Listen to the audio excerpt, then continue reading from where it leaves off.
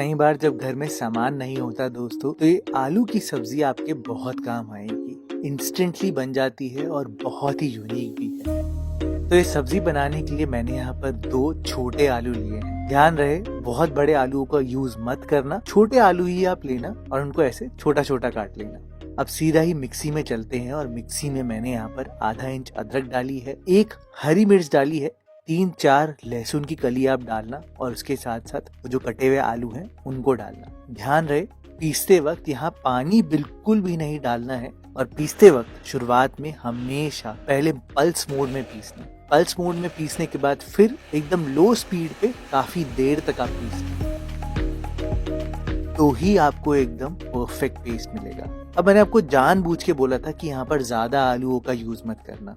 उसका रीजन ये है क्योंकि आलूओं में पानी बहुत ज्यादा होता है।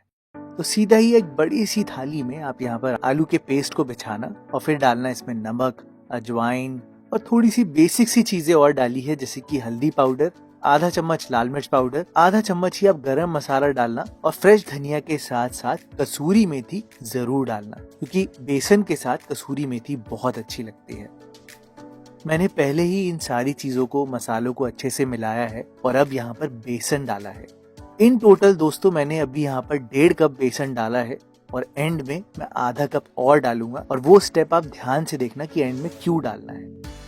फिलहाल 1.5 कप बेसन को आप धीरे धीरे करके मिलाना, और हाँ, इसमें देसी घी डालना बिल्कुल मत भूलना, नहीं तो आपकी सब्जी जो है ये थोड़ी टाइट बनेगी, क्योंकि इसका टेक्सचर थोड़ा गट्टो जैसा ही है। आप धीरे धीरे करके मिलाना और आपको लगेगा कि ये तो बिल्कुल पेस्टी हो गया है, और तभी तो मैंने आपको बोला था कि कम आलूओं का यूज करना। लेकिन एक स्टेज आएगी कि ये जुड़ जाएगा, लेकिन आपकी थाली में बहुत सारा चिपका होगा साइडों में, तो आप यहाँ पर थोड़ा सा सूखा बेसन और मिलाना, जो आपने आधा कप बचा कर रखा था, और पूरे बेसन को अच्छे से निकाल लेना इस थाली से। अब अपने हाथों को साफ करके एकदम एंड में तभी पूरे बेसन को जोड़ना, क्योंकि अगर आप गीले बेसन वाले हाथ से जोड़ोगे तो ये जुड़ेगा नहीं, और फिर देखना आपको एक बढ़िया सा पेड़ा मिल जाएगा, है ना, एकदम आसान। अच्छा, एंड में मैंने यहाँ पर थोड़ा सा मूंगफली का तेल अच्छे से लगा दिया है, ताकि अब ये बेसन बिल्कुल भी कहीं भी चिपके ना, और इसको रेस्ट करने के लिए आप छोड़ देना लगभग 10 मिनट के लिए, जब तक हम यहाँ पर अपनी ग्रेवी की प्रिपरेशन कर लेते हैं। तो मैंने यहाँ पर 3 टेबलस्पून दही ली है। ध्यान रहे, दही खट्टी नहीं होनी चाहिए। और उसी में मैंने यहाँ पर 1 चम्मच गरम मसाला और 1 टेबलस्पून तक कसूरी मेथी को पीस कर मिला दिया है। दही डालने से एक क्रीमीनेस भी आएगी और खटास भी एनहांस होगी। उसके साथ साथ ही मैंने यहाँ पर टमाटर अपनी मिक्सी में डाले हैं, और इन टमाटरों के साथ साथ आप यहाँ पर थोड़ी सी अदरक, मिर्ची और लहसुन भी डाल देना, और इसका एक बढ़िया सा एकदम फाइन पेस्ट बना लेना। बस दोस्तों, तैयारियां पूरी हो चुकी है। अब सीधा ही कढ़ाई पर चलते हैं। तो कढ़ाई में मैंने डाला है यहाँ पर मूंगफली का तेल, और अगर मूंगफली का तेल यूज करना है तो मूंगफली का स्वाद आना चाहिए, तो इसलिए मैंने यूज किया है Tata simply better cold press groundnut oil का। ये एकदम A1 मूंगफलियों को पीस कर निकाला जाता है दोस्तों, कोल्ड प्रेस तरीके से, तभी मूंगफली का इसमें एकदम परफेक्ट स्वाद आता है। गरम तेल में आप यहाँ पर हींग डालना, जीरा डालना 1 चम्मच, और उसके साथ साथ आधा चम्मच सौंफ, और सीधा ही 2 प्याज को एकदम फाइनली चॉप करके डालना। अगर आप फाइन चॉप नहीं कर सकते तो बिल्कुल आप चॉपर का यूज कर सकते हो, लेकिन यहाँ पर प्याज को आपने तब तक पकाना है जब तक ब्राउन नहीं हो जाते। तो यहाँ पर स्टेज कुकिंग करना बहुत जरूरी है, यानी कि जब प्याज इस स्टेज पर आ जाए कि वो ब्राउन होना शुरू हो जाए, तो आप यहाँ पर डालना कश्मीरी लाल मिर्च और हल्दी पाउडर। और ये मसाले बहुत जल्दी जल सकते हैं, तो फटाफट से थोड़ा सा पानी डाल देना और बस थोड़ा सा पकाना। आप देखना प्याज एकदम गलने से लग जाएंगे। जैसे ही प्याज पक जाए, आप यहाँ पर टमाटर की प्यूरी डालना जो हमने बनाई थी, और भाई टमाटर आए हैं तो नमक तो आएगा ही ना, तो नमक डालना, धनिया पाउडर डालना, और अच्छे से इसको मिलाकर एकदम लो फ्लेम पर साइड में छोड़ देना, क्योंकि यहाँ पर टमाटरों को हमें बहुत अच्छे से पकाना है। जब तक हमारे टमाटर पक रहे हैं, आप क्या करना कि एक बड़े से चकले में थोड़ा सा तेल लगाना बहुत जरूरी है दोस्तों। और अब मैं आपको बेसन दिखा देता हूँ कि बेसन का जो हमारा आटा है एकदम सेट हो चुका है।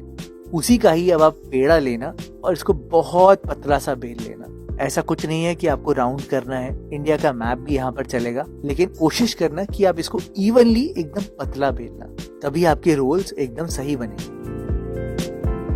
मैं यहाँ पर जानबूझ के साइड्स को निकाल देता हूँ, क्योंकि आप देखो साइड्स कितनी मोटी रह जाती है। और ये बेसन जब स्टीम करेंगे ना तो ये ऑटोमेटिकली और फूल जाएगा। तो जितना पतला हो सके उतना पतला आप करना। अब मुझे यहाँ पर एक स्क्वायर मिल गया है, तो यहाँ पर मैंने 1-1 इंच की स्ट्रिप्स काट ली है। ये देखो बिल्कुल ऐसे। और आप चाहो तो आप यहाँ पर बीच में फिलिंग भी कर सकते हो, जैसे कि मैं यहाँ पर पनीर की कर रहा हूँ। आप चाहो तो उबले हुए आलू भी डाल सकते हो, वो भी अच्छे लगते हैं मसाले वाले। आप चाहो तो किशमिश काजू भी डाल सकते हो, वो भी अच्छे लगते हैं। सूखा नारियल, बहुत कुछ आप डाल सकते हो दोस्तों। लेकिन अगर आप कुछ डालोगे ना तो इसका टेक्सचर मेंटेन रहेगा, हार्ड नहीं बनेंगे। सीधा ही आप इनका एकदम टाइट रोल कर देना और एंड में हल्का सा इनको घुमा देना ताकि ये एकदम सेट हो जाए।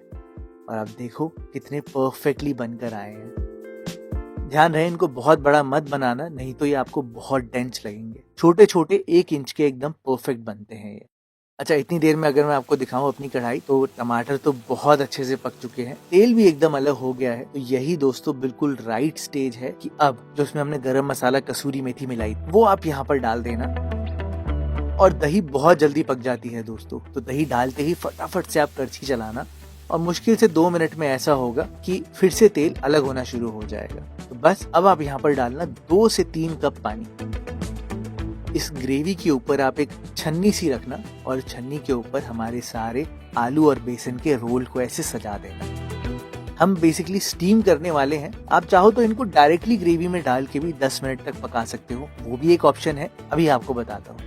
लेकिन स्टीम करने से एक एडवांटेज होती है। फिलहाल 10 मिनट के लिए ढककर आप इसको पूरा पकने देना एकदम लो फ्लेम पर, ताकि हमारे बेसन के रोल भी पक जाए और हमारी ग्रेवी पूरी सेट हो जाए। ये देखो तेल कैसे अलग हो चुका है। आप मिलाओगे ना तो आपकी ग्रेवी तो पूरी बनके तैयार है दोस्तों। इन बेसन रोल्स की मैं आपको एक बात बताता हूँ। आप जब इनको काट के देखोगे तो ये अंदर से तो बढ़िया तरीके से पक चुके होंगे, लेकिन क्योंकि इसमें ज्यादा घी तेल नहीं है तो ये ड्राई होंगे।